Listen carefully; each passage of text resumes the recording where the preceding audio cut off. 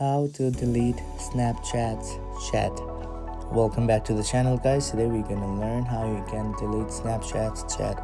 So first of all, go ahead and press on the profile of your friend that you want to delete your chat with.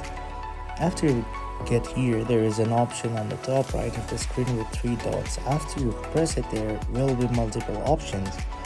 Among those, choose one that says chat and notification settings. If you want to delete chats for future uses also, there are two options where you can delete your chat just after viewing or 24 hours after viewing. You can select that according to your preferences, or else if you want to delete the history, you go ahead and press clear from chat feed. If you go ahead and clear it, this will remove a conversation or chat from chat feed, and that is how you can delete Snapchat's chat.